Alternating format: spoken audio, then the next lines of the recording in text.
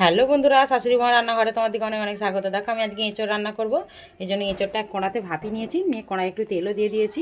আর দেখো এখানে এঁচড়টা ভাপি নিয়েছি। আর কী কী মশলা দিয়ে করবো, এখানে আমি পেঁয়াজ কুচি নিয়েছি, টমেটো কুচি নিয়েছি, এখানে নিয়েছি আদা বাটা। আমি রসুনটা দেবো না, রসুনটা দিলে ভালো হতো, কিন্তু রসুন দিলে আমার শ্বশুর একদম পছন্দ করে না, সেই জন্য রসুনটা দেবো না। আমি কীভাবে কী রান্নাটা করছি তোমাদেরকে শেয়ার করবো। দেখো প্রথমে কড়াতে আমি একটুখানি জিরে দেবো, জিরে দিয়ে পেঁয়াজটা তুলে দেবো। এখন আমরা জিরেটা ফোড়ন দিয়ে পেঁয়াজ তুলে দিয়েছি। দেখো পেঁয়াজটা আমি ভাজা ভাজা করে ভেজে নেবো, নিয়ে টমেটোটা তুলবো। আর অল্প মশলা দিয়ে আমি একদম তরকারিটা করবো।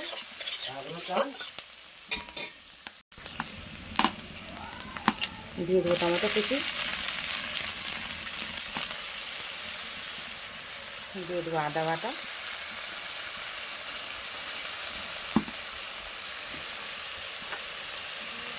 দেখো এদিকে আমি সমস্ত মশলাগুলো নিয়ে নিয়েছি। দিয়ে এখানে ভালো করে কষে নেবো। এখন মশলাটা আমার হয়েই এসছে, দিয়ে দেবো কটি এলাচ থেতো করে নিয়েছি।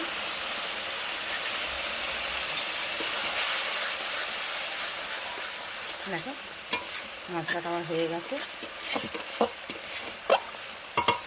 এই যে সিদ্ধ করে রাখা এঁচড় আর আলুটা দিয়ে দেবো।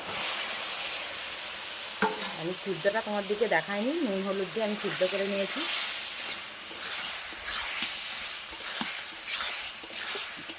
এবার আমি একটু কষে নেবো।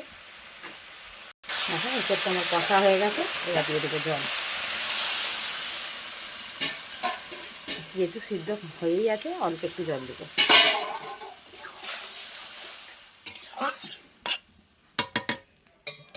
দিয়ে চাপা দিয়ে দেবো। দেখো হয়ে এসেছে, এবার আমি একটু গরম মশলা দিয়ে দেবো। গরম মশলাটা দিয়ে নামিয়ে নেবো।